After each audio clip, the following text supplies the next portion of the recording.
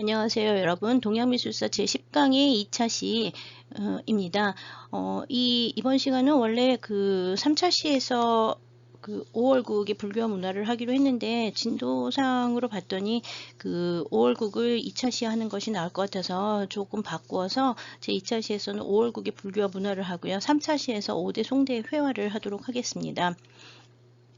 5월국은 현재 항저우라고 하는 그 도시를 중심으로 해서 발달했던 그 왕조고요. 항주가 처음으로 수도가 됐던 시기이기도 합니다. 지금 보시고 있는 거는 항주 시내에서 이제 전경 보시고 있는데요. 항주 시내에서 아마 원래 그 왕성이 있던 데는 이쪽 지역이었을 거라고 보고 있고요. 그 궁성이 있었던 그 왼쪽 부분에 이제 뭐가 있냐 하면 여기 이제 커다란 호수가 있는데 이 호수를 서호라고 얘기를 해요. 그래서 이 서호를 중심으로 해서 서호의 그 동쪽에 이제 그 왕궁을 비롯한 원래 구시가지가 이제 존재하고 있고요. 이제 중요한 거는 여기 흐르는 강이 있는데 이 강이 이제 전당강이라고 얘기를 해요. 이 항주라고 하는 데는 옛날부터 날씨도 굉장히 따뜻하고 좋은 지역이 있고 그다음에 이제 토지가 비옥하긴 하는데 도읍이 별로 발달하지 않았던 가장 큰 이유가 뭐냐면 이 전당강이 비가 오면 여기가 다 범람을 해가지고 범람지구가 너무 넓어서 이 전당강의 치수가 어려웠기 때문에 항주 지역이 침수가 많이 돼서 커다란 도읍이 들어서지 못했었다 그러는데요. 5월국을 세운 전류라고 하는 첫 번째 왕이 5월국의 첫 번째 왕인 이제 전류가 이 전당강을 이제 지금과 같은 형태로 만들면서 그 제방을 쌓고 그다음에 이제 더 이상 범람하지 않게 치수를 하면서 이 항주 지역을 비옥한 땅으로 만들었다고 합니다.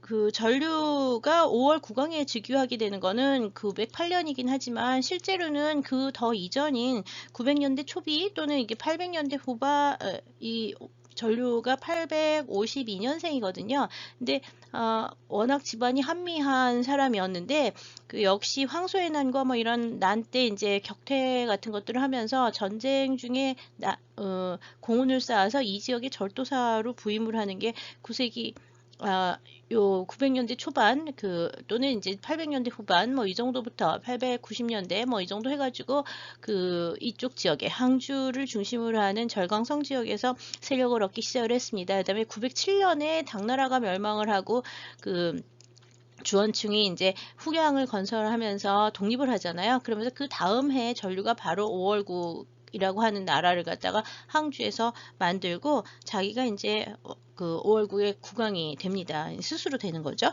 그러고 난 다음에 이제 이 908년에 그 5월국을 창건하고 난 다음에요. 주로 교류를 많이 하는 게 전류는 그 당시에 이제 우리나라 후백제하고 그 다음에 이제 고려 뭐 이런 데하고 다 교류를 해요. 그래서 후삼국 모두하고 교류를 했던 왕으로 알려져 있고요. 그 후삼국 시기에 굉장히 이렇게 중요한 그 우리나라 한반도하고 교류를 굉장히 많이 하면서 여러 가지 이제 우리나라에서도 강남 지역과 그다음에 후삼국기의 교류 뭐 이런 거 얘기를 하면 전부 다 이 강남 지역과의 교류를 얘기를 하는데 그때 강남 지역의 중심지가 어디냐면 바로 여기 항주가 됩니다. 이 항주의 그 5월국의 성내는 나중에 이제 아까 27년에 지난 시간에 1127년에 그 송나라가 금나라에 의해서 개봉이 점령당하고 황족이 모두 다 끌려나고 난 다음에 항주로 도망을 와서 남송이 시작이 된다 그랬죠. 남송의 수부도 여기였을 거라고 보고 있어요. 같은 데라고 보고 있고요. 거의 이제 대부분의 이 항주의 문화는 이 서호와 전당강 두 개가 이제 중요하고요. 전당강은 결국 동쪽으로 흘러서 바다로 이제 바로 연결이 됩니다. 바다로 이제 연결이 되고 여기 이제 그 중요한 오늘 이제 보게 되는 중요한 유적지들은 다 서호를 둘러싸고 있는 이 산림지대 산이거든요. 이게 전부 다 산인데 이 산에 있는 유적들이 많습니다. 일단 여러분들이 이제 이따가 육화탑 보실 거고요. 그 다음에 이제 뇌봉탑 보실 거고요. 그 다음에 여기 보숙탑도 잠깐 보긴 합니다. 그래서 이 보숙탑과 육화탑, 뇌봉탑 모두 다 이제 그 전류의 손자인 그 5월국의 마지막 왕 전홍숙이라는 사람 때 세워진 탑들이고요. 그 다음에 이제 전류 같은 경우에는 여기 이제 그 전류 전류 때는 이제 왕실내에 이제 영파의 알광탑 뭐 이런 걸 갖고 와서 만들었다고 하고 이제 그러는데요. 5월 국기의 유적들은 사실 그 시내 유적 남아 있는 것은 하나도 없어요. 항주는 지금도 현대 중국에서도 가장 부유한 도시 중에 하나예요. 가장 잘 사는 도시 중에 하나라서 사실 북경의 모든 부는 다 항주에서 온다고 얘기를 하거든요. 항주는 서호를 바탕으로 해서 이 서호 근처에 이쪽 지역이 이제 양잡이 많이 돼서 비단이 옛날부터 유명하고요. 그 다음에 이제 이 조금 항주에서 조금 그 남쪽으로 내려가면은 월주가 있죠. 이 월주가 바로 도자기 생산했던 유명한 지역이잖아요. 월주도 가깝고 전단강에서 이제 장강 쪽으로 연결이 되면서 그 내륙과도 이제 다 교통을 할 수 있어서 수은 교통도 굉장히 좋은 편이고, 그다음에 여기가 땅이 비옥하기 때문에 곡창지대예요. 그래서 여기는 지금도 항주는 지금도 가면 겨울에도요 그 영하로 떨어지는 적이 없어요. 그러니까 눈이라는 게 오지 않아요. 뭐 그렇다고 해서 춥냐? 춥기는 춥습니다. 왜냐하면 한 5도에서 10도 정도 되니까 겨울은 겨울인데요. 눈이 오지 않고 영하로 떨어지지 않아서 얼음이 얼지 않아요. 그렇기 때문에 여기는 겨울에도 난방을 별로 안 해요. 그래서 난방을 안 해서 추운 거지 실제로 온도 자체는 그 한겨울 북방 지역이나 뭐 서울만 하더라도 굉장히 춥잖아요. 겨울에 뭐 영하로 이렇게 많이 떨어지는데 요즘 도시 사는 사람들이 영하로 떨어질 일이 많이 없긴 하지만 이쪽 지역들은 그 이모작이나 삼모작까지 가능할 정도로 날씨가 1년 내내 그 따뜻한 편에 속한다고 보시면 돼요. 겨울의 항주는 동남아의 우기하고 비슷해가지고요. 베트남이나 뭐 이런 데하고 날씨가 비슷해서 그 날씨가 아주 춥지는 않지만 내내 비가 오고 습해요. 그래서 비가 오고 이렇게 음습하게 습해서 항주 답사를 할 때는 사실 겨울이 그렇게 좋은 시기는 아닙니다. 이렇게 날씨가 내내 흐려 있어서 이게 바짝 맑은 날씨를 보기가 좀 힘든데요. 그거를 제외하면 사실 굉장히 좋습니다. 다른 계절에는 뭐 다 엄청나게 좋아요. 서울은 너무너무 아름답고요. 뭐 요 근처에 이제 많이 가는 데가 여기 보면 영은사라고 하는 여기 용정사 있고 그다음에 영흥사가 요쪽쯤 있을 텐데 이쪽으로 가면 이제 항주 비례봉 있는 데 있고요. 그다음에 이제 여기 그 박물관 사주박물관이라고 하는 게 이제 실크박물관이 있고요. 여기가 이제 옥황산이라고 해서 옥황산 주변에 이제 보면은 이따 보실 자울련 석곡이라든지 뭐 그다음에 무덤들 이런 것들이 다 요쪽 지역 5월국의 무덤들이 요쪽 지역이 좀 많이 있습니다. 그다음에 이제 탑들과 그다음에 이제 석굴들이 이제 뭐 연화동 석굴이라든지 뭐 아니면 비례봉 석굴이라든지 다 이쪽 지역에 있고요. 보통 이제 그 송대를 얘기를 하면 이렇게 강남의 문인 문화 뭐 이런 걸 얘기를 많이 하는데 그 강남의 문인 문화를 이해할 때 제일 중요한 데가 바로 이 서호와 전단강을 중심으로 하는 항주 지역일 거라고 생각을 해요.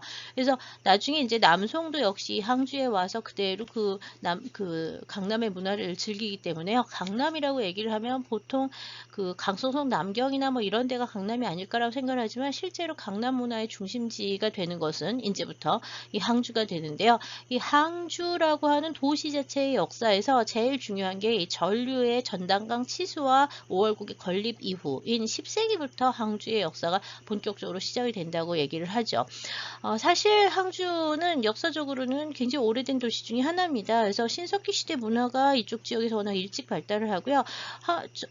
중국 전역에서 제일 오래된 칠기도 이 항주 지역에서 발견이 됐고요. 그 신석기 문화 일찍 발달을 해서 신석기 관련한 유적지가 굉장히 많습니다. 이 근처에.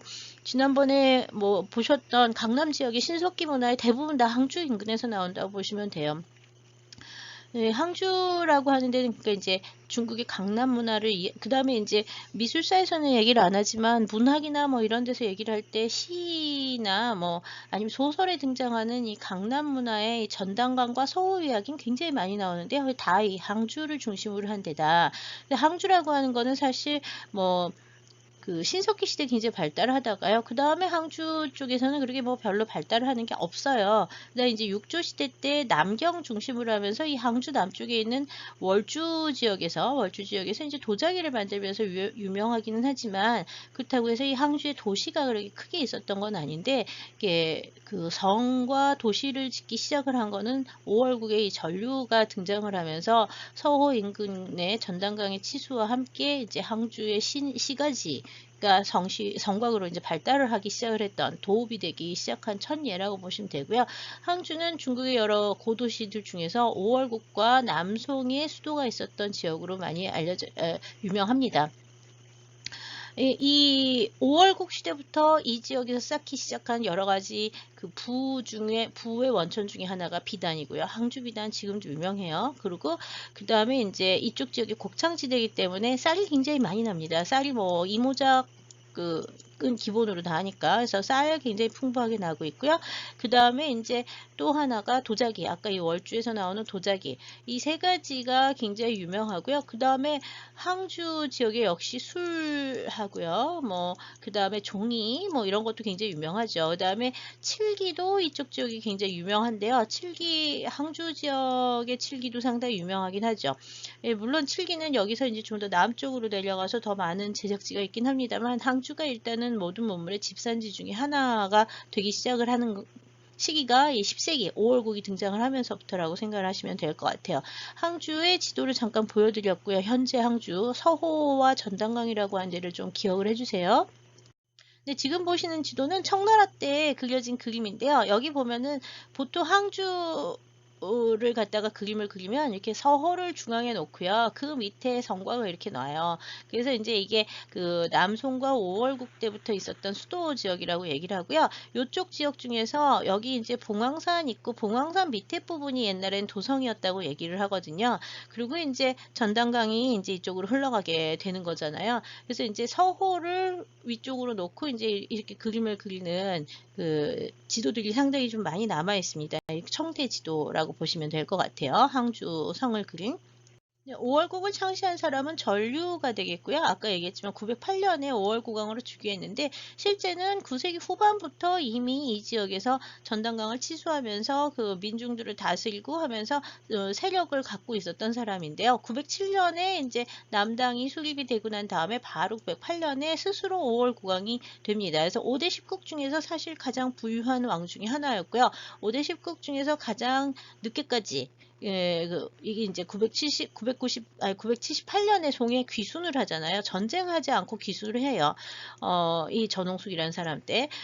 그래서 이제 이 송나라에 귀순을 하면서, 송이 이제 이 항주 지역, 강남 지역에 부를 손에 넣고 난 다음에 마지막으로 이제 979년에 북한이 송에 의해서 멸망을 하면서 전쟁에 의해서 979년에 이제 북한이 멸망을 하게 되죠. 그때의 전쟁이 가능했던 모든 것은 다 이 5월국의 물자를 가지고 전쟁에 임했다고 얘기를 하니까 5월국이 굉장히 중요했었던 나라였다는 걸 알 수가 있습니다. 물론 왕은 5대에 걸쳐서 5명의 왕밖에 없고요. 그 시기도 뭐 한 100년이 조금 안 됩니다. 907년에 창건해서 978년까지니까 약 한 80년 정도 80년에서 실제로 전류가 이 지역을 통치를 한 것까지 치하면 한 20년 정도 더 봐서 한 100여 년 정도, 100여 년이 조금 안 되는 시기에 오월국이 존속을 하긴 했지만 이후에 송대 문화라든지 아니면 절강 지역의 강남 문화를 갖다가 이해를 할 때는 오월국을 모르면 좀 어려운 부분이 많아서 오월국 요번에 따로 한다고 보시면 될 것 같습니다. 5월국에 물론 이제 5월국은 그 당시 이제 강국이라고 얘기하던 뭐 남당이라든지 후경이라든지 이런 데에 비해서는 일단 국토 규모가 작아요. 절강성 일대니까 국토 규모가 작은 편이고요. 그 다음에 뭐 자기네 어디 나가서 전쟁을 그렇게 많이 한 기록도 없어요. 이 왕들은 모두 다 전류부터 시작해서 모든 왕들이 전부 다 불교를 아주 높이 숭앙을 했고요. 그 다음에 이제 정말 독실한 불교 신자들이 많았었던 것 같아요. 그래서 불교적 세계관 아래에서 정치를 했기 때문에 불교적 전륜 성황을 자처하는 경우가 굉장히 많았고요.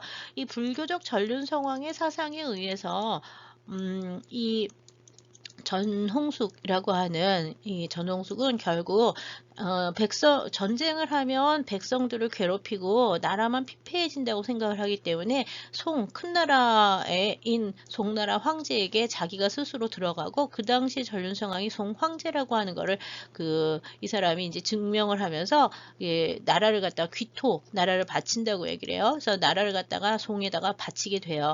그러면서 이제 전홍숙은 978년에 송에 귀순을 하고요. 그 다음에는 이제 하남성과 하북성 일대에서 이제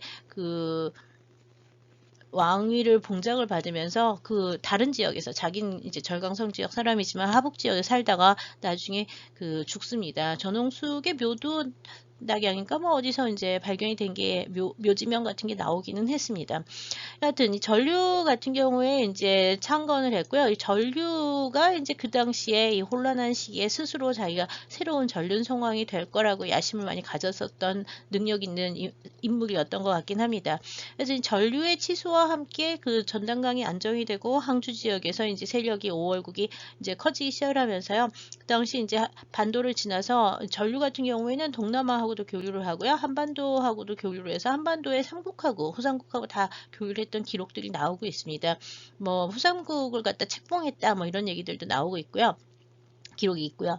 그 다음에 이제 이 전류의 아들 중에서 전류의 7번째 아들인 전원관이 2번째 왕이 돼서 전류가 죽은 후에 즉위를 하게 되고요. 그 다음에 이제 다시 전원관의 아들 전홍좌가 이제 그 3대 왕이 되는데요.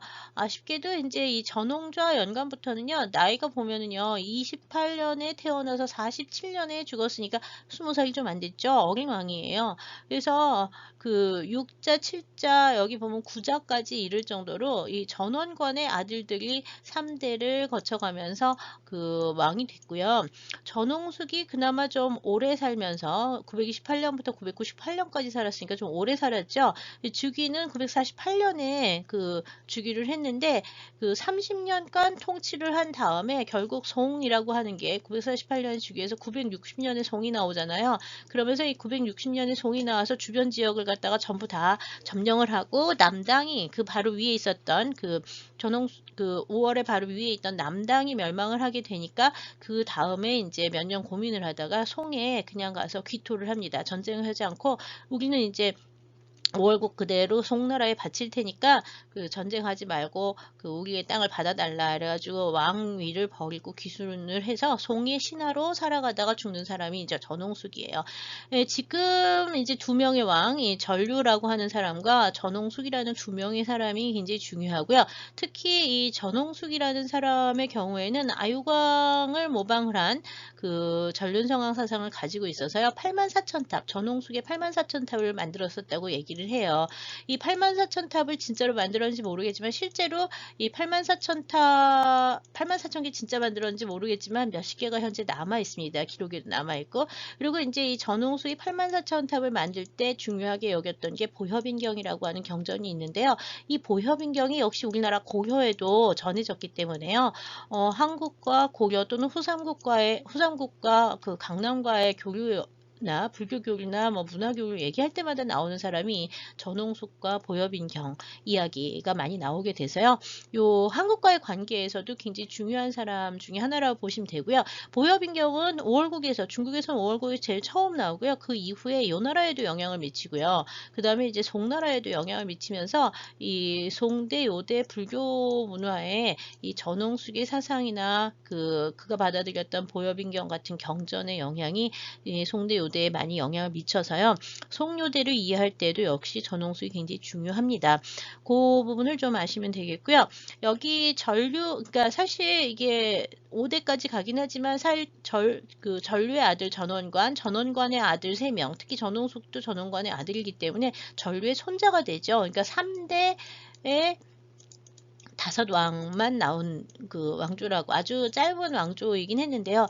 시기적으로는 한 70년 정도가 이어지면서 사실 강남 지역의 이 풍요로운 부를 그 만들 수 있었던 거는 바로 다 이 5월국 의 치세에서 이루어졌기 때문에요. 최근 5월국의 연구자들은 5월국하고 북송하고는 북송의 사실 모든 부의 원천이 5월에서 나오고 있기 때문에 이 5월을 그 별도의 국가로 또는 이렇게 별도의 국가로 봐야 된다 이렇게 생각하는 사람들도 상당히 많이 있습니다.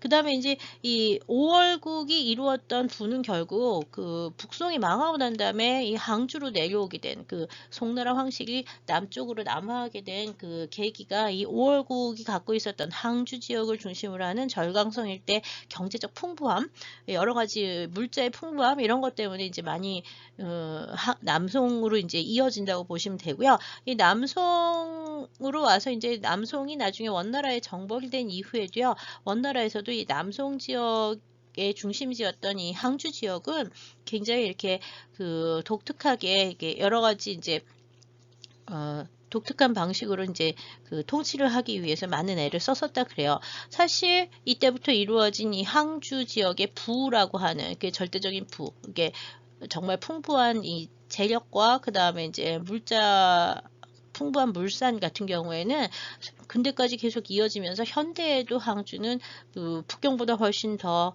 풍요로운 그 북경의 모든 부자들 다 항주 출신이라고 얘기를 하거든요. 지금도 이 항주의 부의 근간을 마련한 시기가 바로 이 5월국 시대다라는 걸 좀 기억해 주시면 좋겠습니다.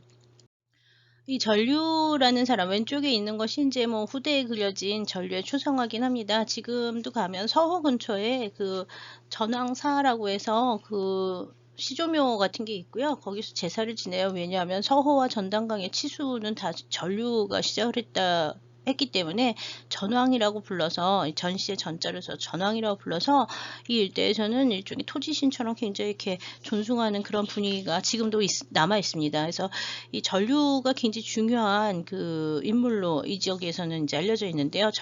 이 전류가 통치를 했었던 그 절강성 일대는 지금 현재 절강성의 면적이 10만 4,141 제곱킬로미터이기 때문에요. 한반도 지금 남한의 면적이 10만 401 제곱킬로미터거든요. 그래서 역시 10만 제곱킬로미터 정도 그 남한 면적보다 조금 더 큰 게 절강성이라고 보면 돼요.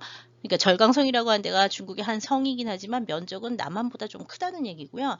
인구도 현재 5,600만 명 정도가 살고 있어서요. 남한 인구가 5,200만 명이라고 그러거든요. 그러니까 절강성 하나가 그 우리나라로 치면은 그 한반도 남한의 크기와 인구보다 절강성 하나가 훨씬 더 크다는 얘기예요. 인구도 더 많고 크기도 좀 더 크고 이제 그런 지역이라고 보면 되기 때문에요. 이 중국 전체 전역 그 하고는 비교를 할 수 없기는 하지만요. 여하튼 이 지역을 중심으로 해서 이제 여러 가지 그 문화가 발전을 하는 데 있어서 그 이후의 문화까지 계속 영향을 많이 미친 사람이 전류입니다. 이 전류인데요. 전류는 불교적 전륜성화 사상을 갖고 있으면서요. 여러 가지 일들을 했는데 크가지 두 개의 일이 굉장히 중요하다고 볼 수 있어요. 하나는 지금 오른쪽에 보고 있는 서면은 그 절강성에서 항주에서 조금 더 가서 있는 지역이긴 한데 여하튼 절강성 서면에 석성사라는 절이 있는데요. 이게 원래 양나라 무제 때 처음 만든 미륵대불이 있었다 그러는데요. 그 양나라 무제 때 만들었던 미륵대불을 다시 중수를 전류가 처음 합니다. 지금 보시고 있는 거는 석성사의 미륵대불을 청나라 때 다시 보수를 해놓은 상태를 보시고 있는 거고요. 그 다음에 이제 전류가 또 하나 하는 게 뭐냐면 양나라의 무제가 이게 그 아유광 사상을 받아들이면서 처음 찾았다고 하는 게 회계무현의 아유광사의 아유광탑을 이제 찾았다 그러는데요. 역시 그 무너졌던 아유광탑을 전류가 다시 찾아서 아유광탑을 새로 세우고 그 다음에 거기 있던 아유광탑을 항주로 가져와서 그 항주에서 그 공양을 올렸는데 배를 타고 이제 갖고 왔었다 그러는데요. 이 아유광탑을 가져왔을 때 그 전당강 일대가 전부 다 밤중에도 빛이 나가지고 그 불이 난 것처럼 환하게 밝았다 뭐 이런 기적 얘기가 쓰여 있습니다. 그래서 항주에 자기의 궁성 내 아유광탑을 모시고 와서 공양을 올리면서 자기가 이제 이 아유광에 비견할 만한 이렇게 불교적 전륜성왕임을 이렇게 내세워 보이고자 했습니다. 근데 그렇다고 해서 이 사람은 전쟁을 갖다가 막 해서 북쪽과 전쟁을 하고 막 이랬던 사람은 아니에요. 그냥 그러니까 국내의 내치를 굉장히 신경을 많이 썼던 왕이라고 보면 되고요. 그 다음에 이제 전류가 살았을 때 이 지역에 이제 포대라고 하는 사람이 이제 활동을 했는데 이 포대 화상이 나중에 이제 미륵이라고 이제 전해지면서 이 미륵 사상과 아유광 사상이 결합이 된 그 불교적 전륜성왕 사상을 전류가 5월국 시기에 만들어내면서 5월국의 왕들은 다 불교적 전륜성왕을 자처했던 것 같습니다. 네, 지금 보시고 있는 게 이제 절강성 영파의 아유광사의 옛날 전경을 보시고 있고요. 이 절강성 영파의 지금 현재 영파라고 하는 게 그 바닷가에 있는 그 도시인데 그 항주의 남쪽에 있어요. 항주의 남쪽에 있는 바닷가에 있는 도시고요. 지금 항구고요. 이 영파가 닝보라고 이제 한국에서 이제 표기를 요즘 중국어 표기를 할 때 닝보라고 표기를 하는데 이게 이제 옛날 기록에는 회계 무현의 아유광사 또는 명주의 아유광사 또는 삼형산이 있다고 해서 삼형산 아유광사라고도 얘기를 해요. 그래서 이 회계 무현이 그 남북조 시대 때 남조의 해당이라는 사람이 처음 여기에서 아유광탑을 찾았다고 하고 그다음에 양나라의 무제가 여기서 이제 그 아유광탑을 또 발견을 해가지고 공양을 했었다는 기록이 남아있고요. 그 다음에 이제 당나라 때도 여러 번 그런 얘기가 나오고요. 그 다음에 이제 명주라는 지명이 등장을 하는 건 언제냐면 송나라 때 명주라는 이름으로 불렀어요. 송나라 때. 그 다음에 삼형산은 이제 명대, 송대 명대에 이제 명주에 있는 삼형산에 아유광사가 있다고 얘기를 해서 그 송명 기록에 이제 삼형산이라는 이름이 나오는데 주로 남송 기록에 이런 이름들이 많이 나옵니다. 예, 지금 보고 있는 게 옛날 전경이고요. 이 아유광사에 들어가는 문은 지금 보는 것처럼 이렇게 조그만 문으로 이제 들어가게 되는데요. 거기 이제 들어가면 아유광사 안에는 이렇게 전각 안에 이제 아유광탑이라고 하는 거를 모셔놓고 있습니다. 지금 보고 있는 게 이제 영파 아유광탑. 인데요. 이게 이제 그 전류가 공양을 했었던 해가 916년이라고 알려져 있고요.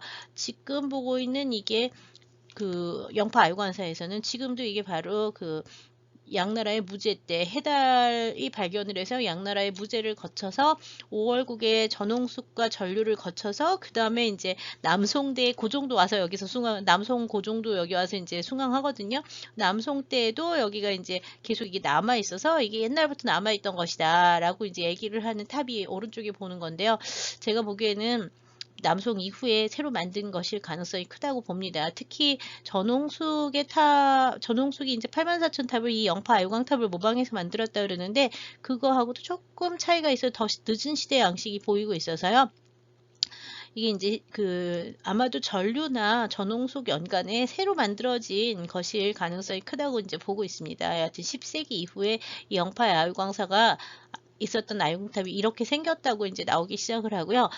그 다음에 이제 이 포대라고 하는 사람, 이게 요즘 사찰에 보면 이렇게 왜 웃고 있는 그 뚱뚱한 그 할아버지 같은 상을 보면서 이제 미륵이라고 보통 얘기를 많이 하는데요. 이 포대라고 하는 사람은 영파에 살았던 실제 승려예요. 영파에 살았던 실제 승려인데 왜 포대라고 부르냐면 진짜 포대라고 하는 게 이제 그 마포자루 같은 거 있잖아요. 그 마포자루 같은 거를 들고 다니는데 그거를 열면 그 안에서 뭐든지 다 나왔다 그래요. 또는 지저분한 게 있으면 거기다 막 쓸어 담는데 뭐 한없이 들어갔다고 하는 마술 주머니 같은 거를 갖고 다녔다 그러는데 언제나 허허 웃으면서 거의 벌거벗고 다니면서 아무 데서나 자꾸 뭐 술도 마시고 술 되게 좋아했었다 그랬죠. 조롱박에다 술을 들고 다니면서 마셨다고 하는데 이 사람의 기행이 굉장히 많이 전하고 있는데요.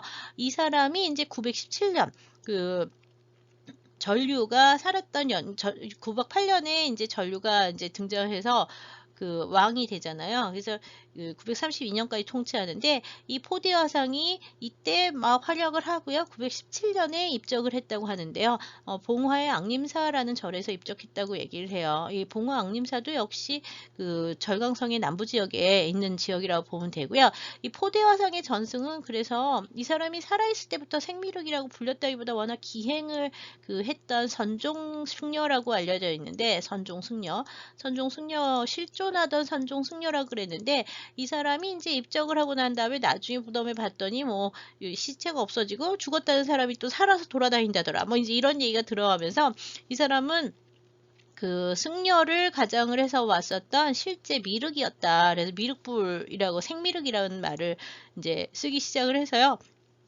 이 10세기 초반부터 이 절강성 지역에서는 이 포대 화상의 모습을 항상 미륵이었다고 생각해서 미륵의 상을 이 포대처럼 만들기 시작을 합니다. 그래서 지금 그 중국이나 아니면 중국의 절에 갔다 온 사람들이 미륵상이 이렇게 생겼다고 생각을 많이 하는데 이건 언제 만들어진 거냐면 5월곡식이 10세기에 만들어진 강남 지역에서 만들어진 전통이에요. 이게 원래부터 중국에 있었던 전통도 아니고 그 이전에도 없었고 당나라까지도 이런 전통 하나도 없다가 10세기에 5월곡 시기에 아마 5월국 왕조가 자기네들이 이제 왕조를 개창을 하면서 이렇게 미륵도 있고 아유광탑에 진신사리도 나왔고 뭐 하는 이런 여러 가지 기적들을 내보이면서 나는 왕이 될 만한 사람 사람이다라고 하는 걸 내보이기 위해서 이런 사람들의 존재들을 더 부각을 시켰던, 어떻게 보면 좀 정치적인 목적에서 이렇게 부각이 된 그 강남 지역의 특수한 불교 문화일 수도 있다고 볼 수 있습니다.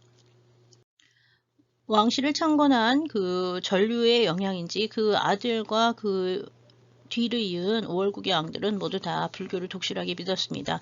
오월국 시대에는 거의 모든 왕들이 다 불교를 믿으면서 이렇게 여러 가지 불사 활동을 많이 해서 항주 인근의 대부분의 사찰들이 이 양나라 때나 또는 뭐 남북조 시대에 세워졌던 것들을 전부 다 이 사람들이 복원을 합니다. 그리고 또 새로 창건한 탑이나 사원들도 굉장히 많은데요. 독특한 것은 이 시기에 오월국 왕실에서는 이렇게 마의 석굴들을 몇 군데 조상을 했습니다. 그래서 항주의 그 서호 연안에 있는 여러 개 조그만 산들에 이렇게 작은 그 마의 조상들, 석굴이라고 부르는 마의 조상들이 좀 남아 있는데요. 지금 보시고 있는 자올령 조상이라고 하는 것은요, 942년에 오월국의 왕이 발원을 했다고 알려져 있습니다.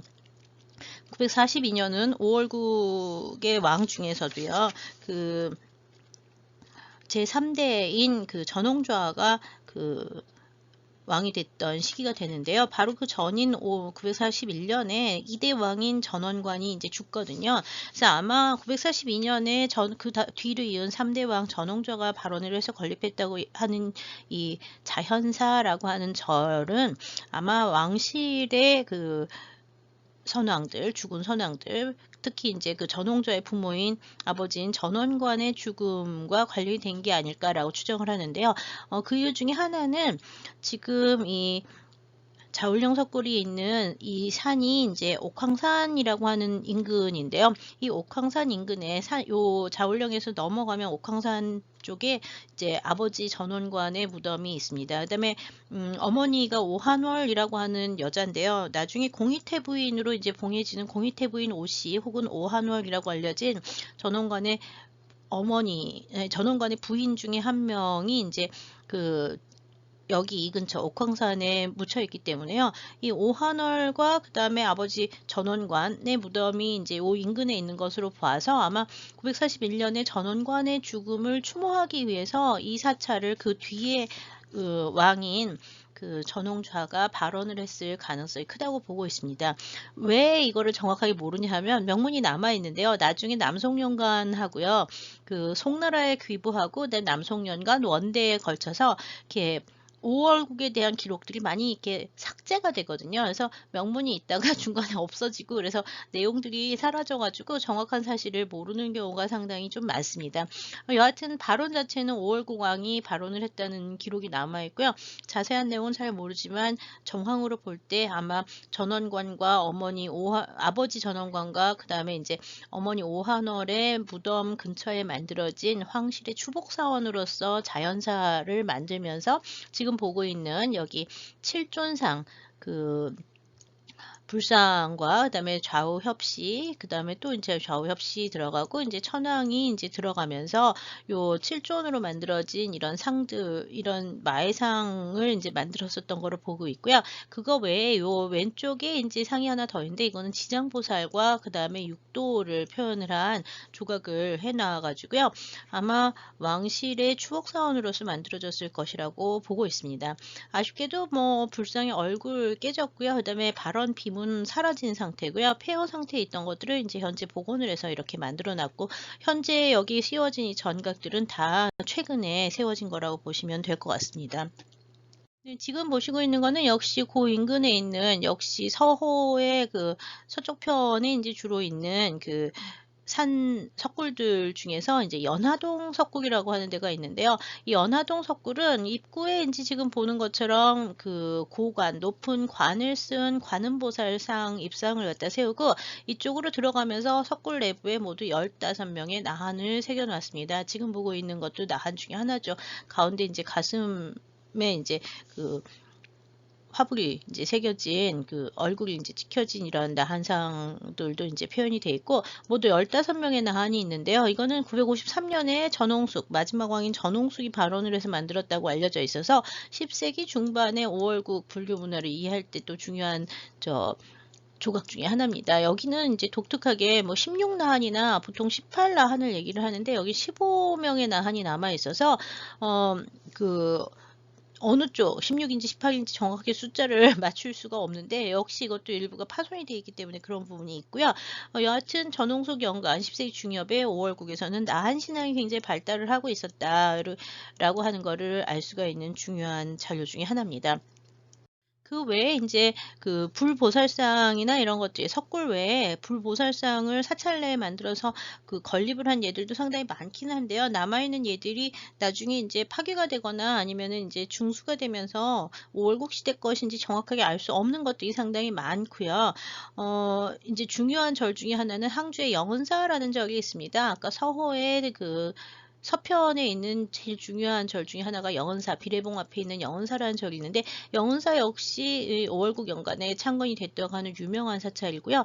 여기 이제 영은사 입구에 들어가면은 이제 두 개의 백탑, 하얀색의 돌로 만들어진 백탑 두 개가 있는데 역시 그것도 오월국 시기에 창건한 거라고 알려져는 있습니다. 근데 이게 이제 5월국 시기에 창건이라고 하는 것들이 시기가 짧기도 한데다가 대부분 이게 북송으로 귀화를 한 다음에 전부 다 내내 북송 것이라고 많이 알려져 있어서요. 이게 5월국에 창건했다고 하는 것들을 명확하게 밝힐 수 없는 경우가 좀 많은 게 문제고요. 또 이제 송나라 때에도 이렇게 지방에서 불교가 있으면 왕실하고는 상관이 없긴 하지만 지방 사람들이 이제 발언을 하면서 이렇게 여러 차례 중수를 하기 때문에요. 영사 같은 경우에도 사실 들어가면서 볼 수 있는 그 두 개의 백탑을 제외하고는 옛날 유물이 하나도 없습니다. 거기다 문혁 기간에 문화혁명 있죠. 그 중국의 문화혁명 기간에 이 항주 일대 거의 모든 절과 사찰들 다 파괴가 됐거든요. 그래서 현대에 와서 파괴된 것들도 굉장히 많은 거를 다시 80년대, 90년대 지나가면서 요즘 그 복원을 한 게 굉장히 많아서요. 영흥사 같은 경우에는 지금 가보면 옛날 것이 남아있는 게 거의 없다고 보시면 됩니다. 완전히 새 사찰이에요. 현대에 지은 새 사찰이라고 보면 됩니다.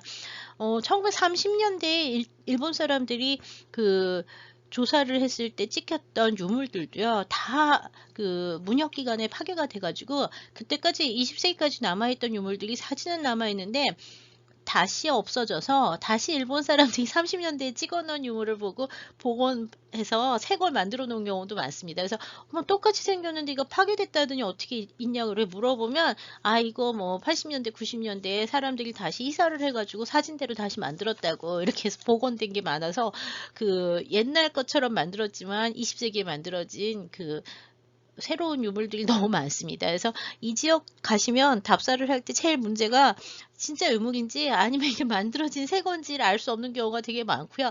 또 사람들은 거기 있는 사람들은 아 똑같이 만들었으니까 옛날 거라고 이렇게 얘기를 하거든요. 그래서 그 유물이었던 것이 이제 현대에 다시 신앙의 중심이 되면서 만들어진 가짜들이 되게 많아서 이게 우리처럼 미술사나 고고학하는 사람들이 보는 유물이라는 거에 옛날 거라고 하는 건지 아니면 옛날 거의 전통을 만들어서 새로 만들어진 전통인지에 대한 논란이 굉장히 많은 지역이 이 항주 지역의 사찰이라고 보시면 되는데요. 불산 같은 경우에도 옛날에 있는 사진이랑 똑같이 해서 만드는 게 굉장히 많습니다. 그래서 결국은 그 미술사나 고고학 연구에서는 출토 유물이 굉장히 중요할 수밖에 없어요. 출토 유물이. 근데 이제 이 출토 유물들도 여러 가지 문제가 굉장히 많죠. 굉장히 문제가 많습니다.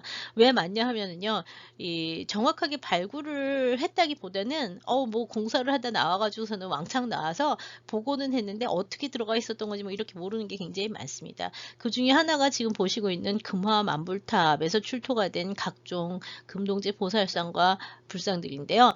이 금화 만불탑은 5월국 연간에 역시 창건했다고 전해지고 있고요. 왕실의 발언으로 창건했다고 하고 당시의 이름은 밀인사였어요. 밀인사로라는 걸 봐서는 아마 밀종하고 관련된 밀교 쪽하고 관련된 종파였을 수도 있는데요. 뭐 탑 자체는 나중에 그 송대의 12세기 1162년 송대에 이제 다시 이제 그 탑을 재건을 했었던 흔적이 남아 있어서 출토된 유물들은 5월국 창건기부터 북송 연간까지 12세기까지의 9세기에서 12세기까지의 그 들어가 있는 유물들이라고 이제 생각을 하고 있는데요. 지금 보시는 두 점, 특히 이 왼쪽에 있는 이런 상은 뭐 5월국 시대에 만들어진 것일 거라고 보통 추정을 하고 있습니다. 수월관음의 일종이죠. 이 금암 만불탑은 1956년에 발굴이 돼서요. 발굴 보고서가 굉장히 간략하게 나오긴 했습니다. 그 당시에. 전체 지궁 안에서 출토가 된 유물은 64구의 지금 보시는 것 같은 금동제 불상과 보살상 같은 것들이 나왔고요.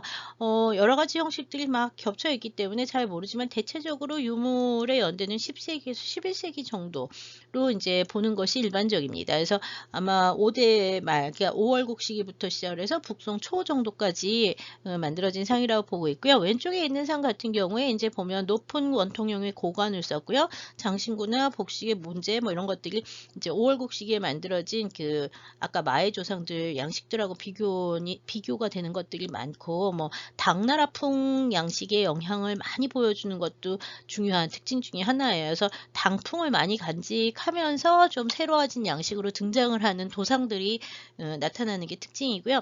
지금 보는 것처럼 이렇게 암석 위에 이렇게 수월관음이라고 하는 도상들이 역시 나오기 시작하는 것도 이 5월국 시대에 많이 나왔던 특징일 거라고 이제 보고 있습니다. 수월관음. 물론 수월관음은 당 말부터 시작을 해가지고 어디야 도낭부터 이제 수월관음도가 나온 예들이 이제 있긴 있는데요. 특히 수월관음 신앙하고 관련해 중요한 게 아까 그 절강성에 항주가 있으면 항주 밑에 영파라는 데가 있었다 그랬죠. 항구 도시가 있는데 영파 앞에 가면은 섬이 하나 있는데 지금도 있어요. 보타산과 보타낙가산이라고 얘기를 하는 보타낙가 산이라고 하는 그 보타산, 낙가산 해가지고 합쳐서 보타낙가라고 얘기를 하는데 이 보타산과 낙가산이라고 하는 게 그 원래 불교 경전에 나오는데요. 이 영파 앞에 있는 섬을 보타낙가산이라고 부르기 시작을 한 것도 역시 이 즈음부터인 것 같아요. 그래서 이 수월관음이 원래 보타낙가산에 사는 관음이라고 얘기를 하잖아요. 그래서 이 보타산과 낙가산의 신앙이 이 5대 말기부터 특히 이 5월국 시기에 등장을 해서요. 남송연간에 크게 발전을 하는데 남송연간에 발전한 이 보타낙가 신안, 보타낙가산의 수월관음 이야기 같은 경우에는 우리나라에서는 이제 고려의 수월관음도에도 영향을 미쳤고요. 일본에 영향을 굉장히 많이 미쳐요. 일본에. 그래서 일본 중세 문화에 영향을 많이 미치는데 이 일본 중세 문화에 영향을 많이 미치던 불교 문화의 대부분이 다 이 5월국 시대와 그 다음에 그 뒤를 이은 남송연간의 이야기들이 굉장히 중요하게 됩니다. 주로 남송 때 일이 많긴 하죠. 그래서 이 남송 부분에 대해서는 나중에 또 그 뒷부분에 불교미술 할 때 그 원하고 북송 같이 볼 때, 남송 같이 볼 때 한 번 더 이야기를 하도록 하겠습니다. 여하튼 5월국 시대에 이제 이런 그 해상교육이 발전을 하면서 이게 수월관음 신앙이라든지 아니면 이렇게 독특한 도상이라든지 그다음에 이제 보여빈경 같은 새로운 경전의 등장이라든지 이런 것들이 해상교육을 통해서 동남아시아, 그다음에 그 스리랑카 이쪽에서부터 이제 들어오기 시작을 하는데요. 전류나 전원관, 그다음에 이제 그 뒤에 맨 마지막 왕인 전홍숙 연간에 전부 다 동남아와 그 스리랑카 쪽과 해상 교육을 했었던 기록들이 있고요. 한반도와도 계속 해상 교육을 하고 있었던 지역이기 때문에 해상 교육을 이야기할 때도 역시 5월국의 문화는 굉장히 중요한 역할을 하고 있고요. 그 중에서도 지금 보는 것처럼 불교 문화의 몇 가지 새로운 양상들이 그러한 해상 교육을 통해서 전해졌을 거라고 하는 연구들이 지금 이루어지고 있기 때문에요. 그 부분에 대한 연구가 앞으로 또 많이 이루어질 거라고 생각을 합니다. 네, 우리나라에서 이제 널리 알려진 사람은 마지막 왕인 전홍숙인데요. 이 사람은 전원관의 아들로 출생을 해가지고 그래서 이제 그 928년에 태어나서요. 어머니는 전원관이 부인이 2명이 있어요. 부인 2명이 있는데 그 중에서 이제 황후가 아니라 황후 말고 공의태부인 오씨, 오한월이라고 하는 사람이 이제 친모가 돼서 태어납니다. 그리고 이제 948년에 왕이 돼서 30년간 통치를 했으니까 굉장히 오래 통치를 한 사람 중에 하나예요. 굉장히 오랜 기간 통치를 했고요. 20살에 왕이 돼서 50세까지 재위를 한 다음에 960년에 송해 창건과 그다음에 남당의 멸망을 보면서 그 귀토를 978년에 해요. 978년에 송해다가 나라를 바치고요. 그 다음에는 이제 하남성과 하북성 일대를 이제 다니다가 988년에 이제 하남성 쪽에서 죽게 되고요. 나중에 2년 뒤인 990년에 낙양에서 장례를 치러서 현재 낙양의 북망산에 그 묘지명 같은 게 나왔다고 알려져 있습니다. 그러니까 이 사람은 그 절강성이 태어나서 하남성에서 이제 죽은 사람이 되는 거죠. 북쪽에 가서 송나라의 송나라의 신하로 이제 죽게 된 사람이라고 보면 되고요. 중요한 것은 이제 이 전홍숙이 84,000탑을 조성했다고 하는 기록이나 관련 유물이 굉장히 많이 남아 있다는 거예요. 그래서 기록은 뭐 여러 군데 남아 있고요. 그 다음에 이제 유물들도 관련된 것이 많이 나오는데 이 84,000탑 안에는 보여빈 다란이경이라고 하는 새로운 경전을 봉헌했다고 알려져 있고요. 이 84,000탑은 현재 남아 있을 때 955년에 만든 것들, 그 다음에 965년에 만든 것들 해서 1차와 2차 두 개의 군으로 나누어질 거라 보고 있고요. 여기서 만들어지는 것은 모두 다 아까 보셨던 영파 애광탑의 형태를 모방한 그 금동탑 또는 철탑을 이제 만들었다고 하는데요. 이게 이제 유물이 여러 점이 남아 있습니다. 그 다음에 이제 이 84,000탑은 소탑이에요. 작은 탑이고요. 그 다음에 이제 대탑, 큰 탑들 있잖아요. 건물로 짓는 대탑도 여러 군데 만들어서 육화탑, 보숙탑, 뇌봉탑, 그 다음에 영운사, 아까 영운사탑, 그 다음에 호구탑 이런 것들이 전부 다 현재 남아있는 북송 때 탑이라고 알려진 이 탑들이 전부 다 전홍숙이 발원을 해서 만들어진 전홍숙 치세에서 만들어진 탑들이고요. 여기서 이제 또 뭐가 나오면 호구탑이나 비영탑, 그 다음에 내봉탑 같은 데에서 사리장원구가 계속 발굴이 2000년대 특히 2000년대에 들어와 2000년대 와 그다음에 이제 20세기 말에 이제 많이 출토가 됐는데요. 오늘은 주로 뇌봉탑에서 출토된 유물들을 좀 보도록 하겠습니다. 네, 항주의 전단강에 위에 세워진 이 육화탑이라고 하는 거는요, 팔각 13층 탑이고, 바깥에서 보면 13층인데 내부에는 7층으로 되어 있는 게 특징이에요. 영명연수라고 하는 당시 유명한 승려가 이제 창건했다고 알려져 있고요. 960년에서 971년 사이에 현재 탑 자체는 12세기에 지담이라는 승려가 다시 중건을 해서 현재 모습은 송대에 중건된 상태로 알려져 있고요. 안에 들어가면 1층 부분에 석경들이 남아 있는데 그 석경이 이제 전홍숙 연간에, 이 전홍숙 연간인데 전홍숙 연간에 만들어졌다고 알려져 있습니다. 그래서 이 42장경이나 금강경 같은 석비들이 이제 남아있는 게, 석경이 남아있는 게 특징이고요.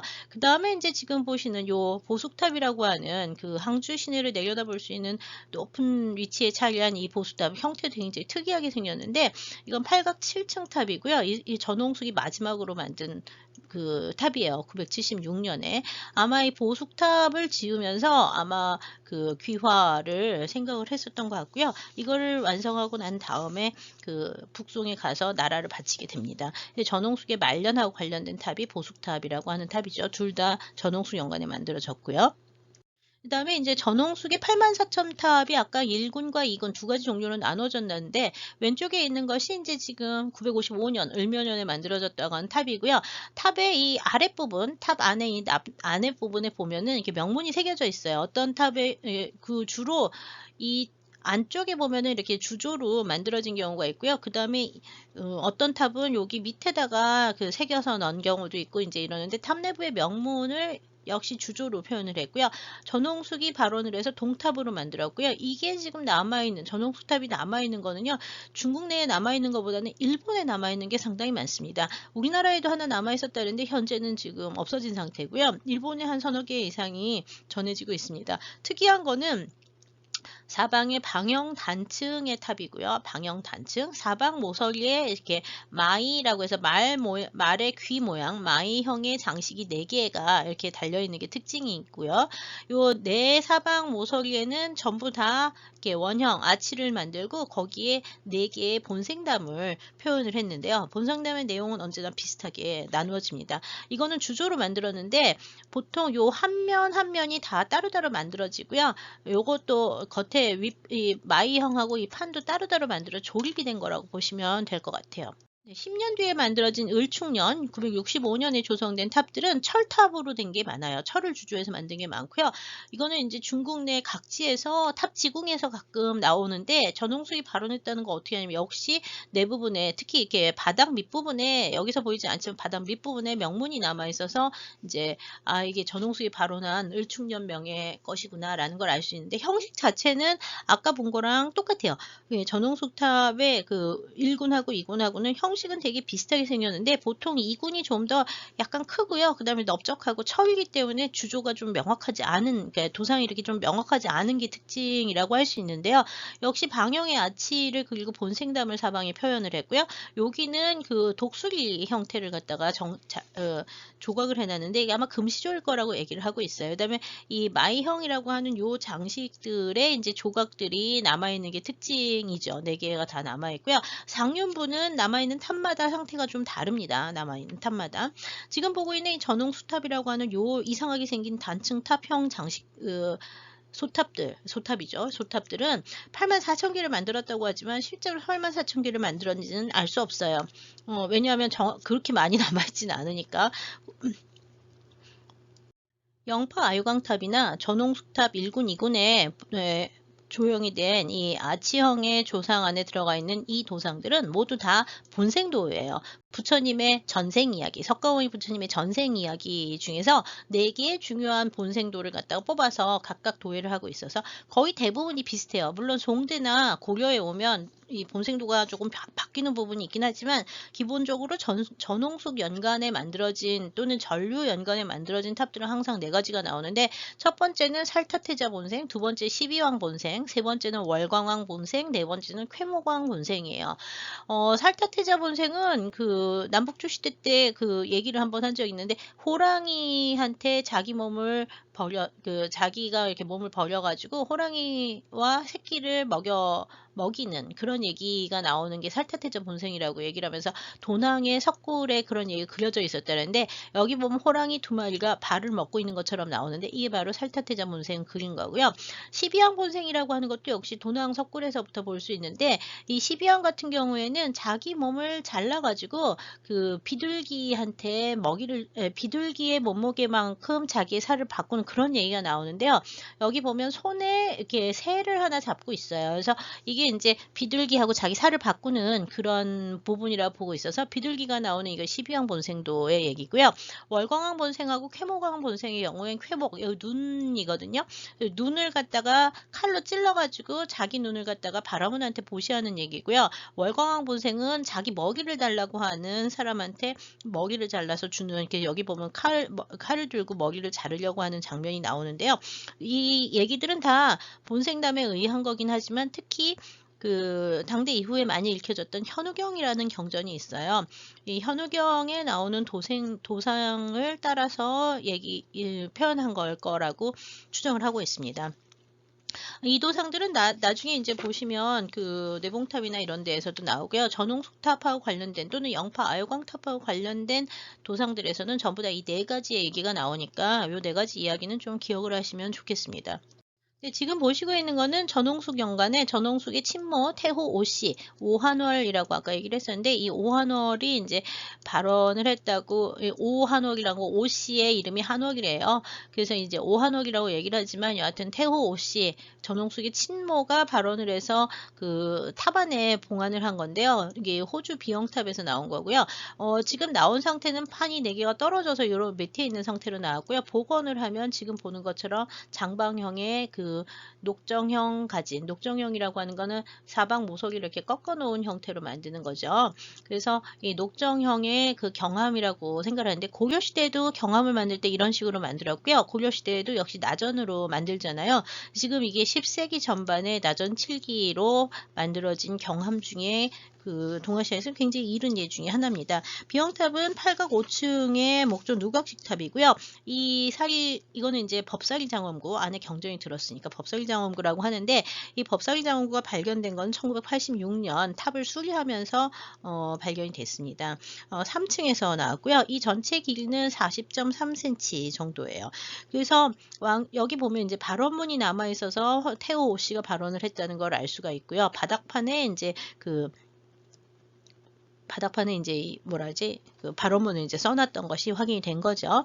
여기 보이는 이 하얀 거는 나전을 붙여서 장식을 한 거라 불보살상, 아까 말했던 그 7존상의 구조가 여기도 역시 보이고 있어요. 그리고 나머지는 이제 장식적인 그 다나문, 당나라에서 많이 보이던 다나문 같은 것들을 장식을 하고 발언문이 바닥에 이제 쓰여지는 형태로 이제 출토가 됐습니다.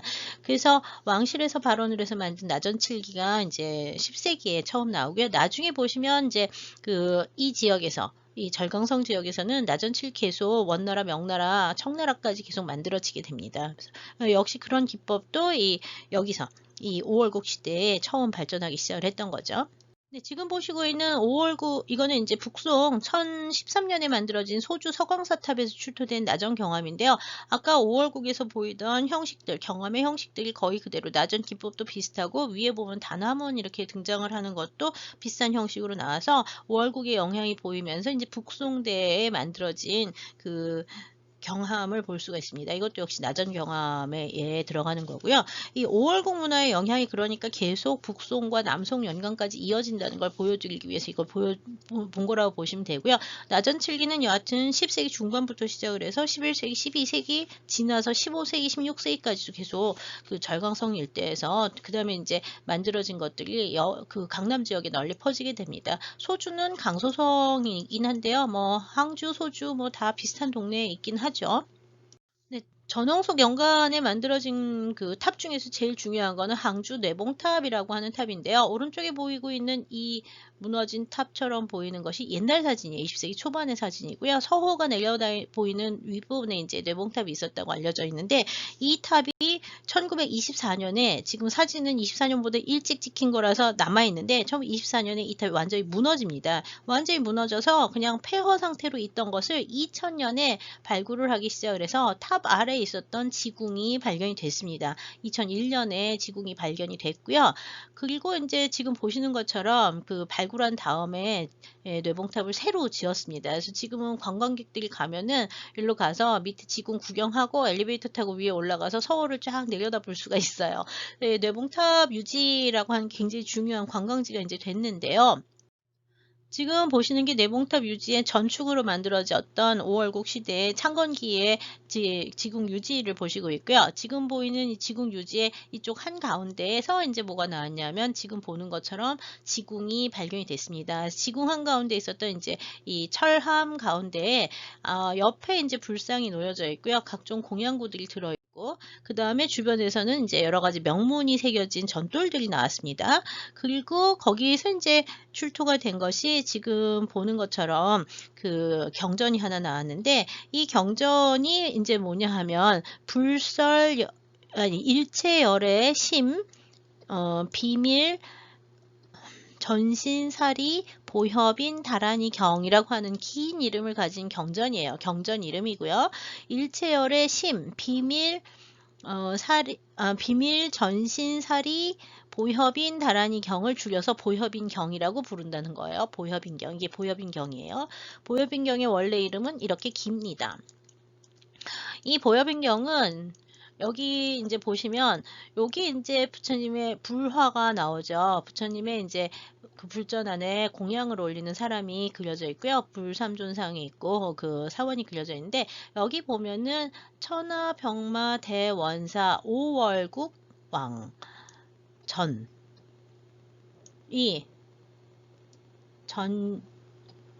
전숙이거든요. 전숙이 이제 만들었다 해서 그 전홍숙이 발언을 한 거라고 나오고 차경 84,000권 84,000권을 만들어서 전탑에 넣었다라고 하는 게 나오거든요. 이게 이제 84,000개의 이 보혈변경을 만들어 가지고서는 전홍숙이 발언을 했다고 하는데 여기 이제 나오는 을해라고 하는 연대가 있는데 이게 이제 975년이 됩니다. 그래서 이 975년에 발언한 전홍숙이 발언을 한 보혈변경이 들어가 있는 그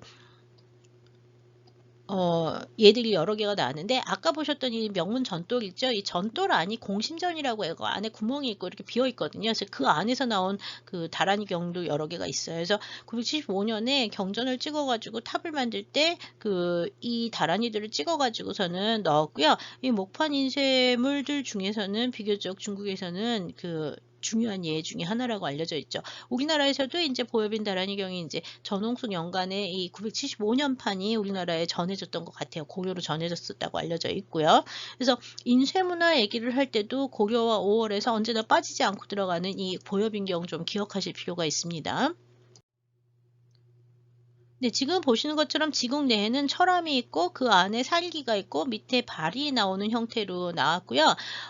지금 철암 안에서 이제 출토가 된 보엽인 탑이라고 보통 얘기를 하지만 보엽인 경하고 같이 나오기 때문에 보엽인 탑이라고 얘기를 하지만 실제로는 이거는 영파의 아유광탑을 모방을 해서 만든 탑이라고 보셔야 되고요.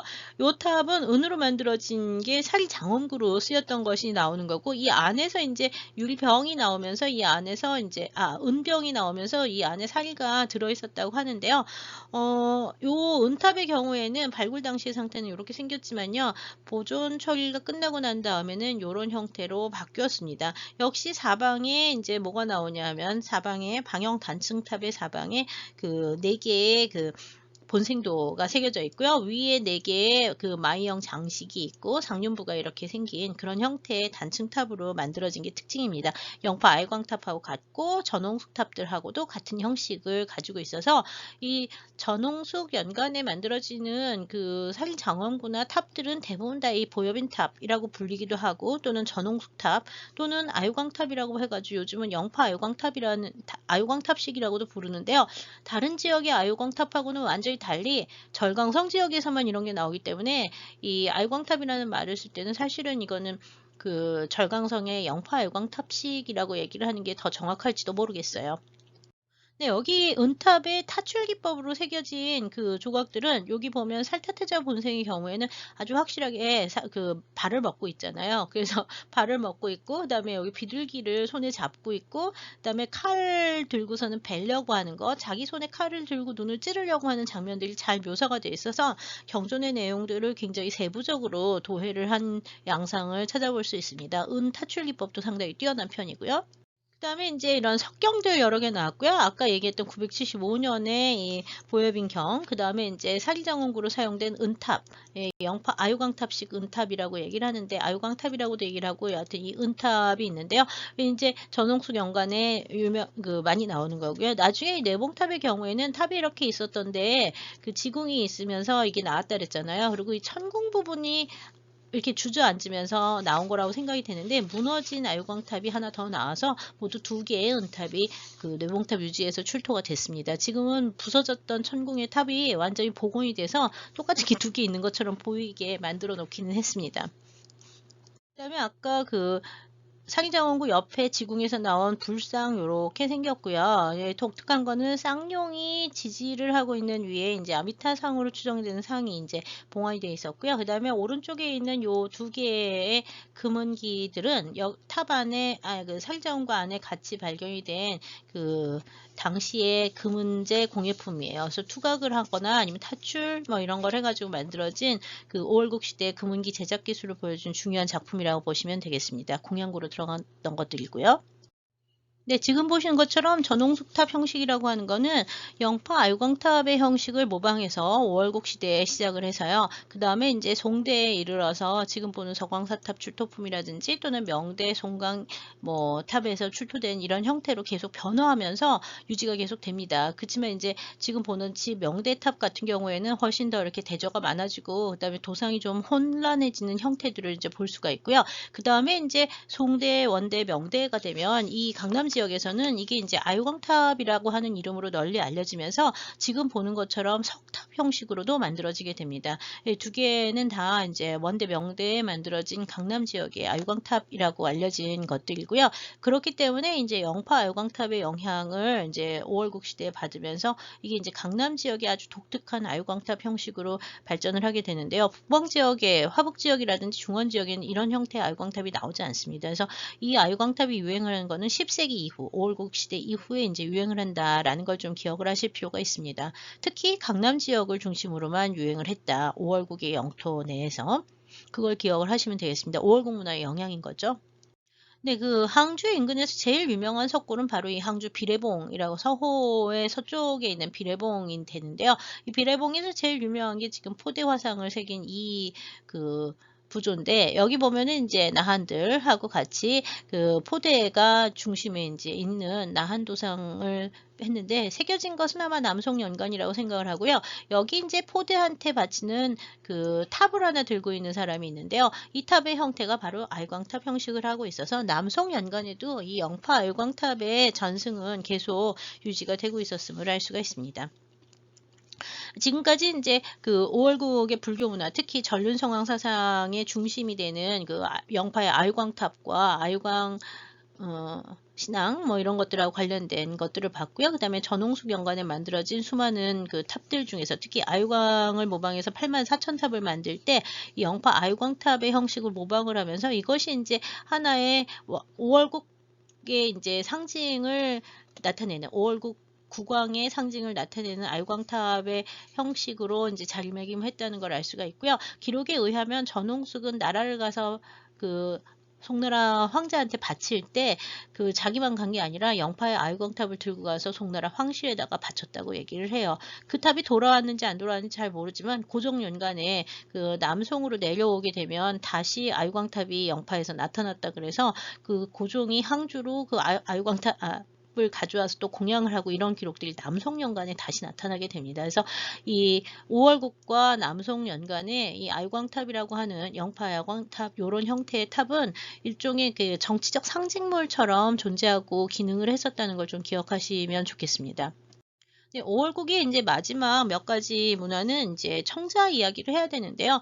청자에 대한 자세한 얘기는 나중에 도자기 시간에 좀 더 자세히 할 거고요. 일단 5월국의 왕실 묘들이 몇 개가 발굴이 됐는데요. 지금 보시고 있는 거는 901년에 사망을 한 전류, 창건한 왕이죠. 창건한 왕의 어머니가 수구씨라는 사람인데 이 수구씨와 아버지 전관이라고 하는 사람의 무덤이 그 같은 묘, 합작묘를 쓰거든요. 그래서 이 전관과 수구씨의 묘가 함께 출토가 되십니다. 그 중에서도 이 수구씨 묘에서 이제 출토된 유물들이 지금 보는 각종 청자들이 있고요. 그 다음에 이제 중국 북방 지역에서 만들어진 정효백자가 있는데 정효백자 같은 경우에 여기 까맣게 변한 부분이 뭐냐면 은태를 들은 은구자기입니다. 그래서 은구자기가 나왔고 그 다음에 이제 요 나머지 세 개는 그 월주요 청자거든요. 그래서 월주요 청자들이 나와서 특히 월주요 청자 중에서 지금 보고 있는 이런 거는 이렇게 초록색, 비색 청자에 가까운 색깔들을 보여줘서 월주요 청자의 중요한 초기 10세기 애들을 보여준다고 볼 수 있고요.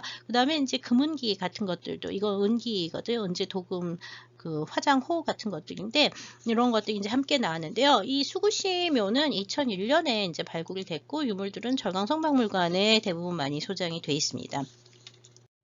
네, 지금 보시고 있는 도자기는 전원관 묘에서 출토가 된 건데요. 전원관은 아까도 얘기를 했지만 5월국의 2대 왕이었죠. 이 사람은 887년에 태어나서 941년에 죽었는데요. 이 사람의 무덤이 어디 있는지 모르다가 1965년에 그 옥황산 부근에 있는 그 무덤들을 발굴을 했는데 그때 이제 항주의 항M 27호라고 하는 무덤에서 전원관의 이름이 이제 확인이 되면서 이 전원관의 무덤이 이 항 M27호가 전원관의 무덤이었다는 게 확인이 됐습니다. 전원관의 무덤은 굉장히 규모도 크고요. 그 위에 그 돌로 만든 그 석함이 아니라 석관 같은 게 있는데 이 윗부분에 그 천정 부분에 이제 그 성시도 해가지고 그 별자리 그림 있죠. 별자리 그림이 새겨진 게 나오고 뭐 묘지명이 나오고 이제 이랬다고 알려져 있어요. 근데 65년 발굴이 문제가 좀 많았기 때문에 정확한 발굴 보고서 이렇게 잘 나온 상태는 아닙니다.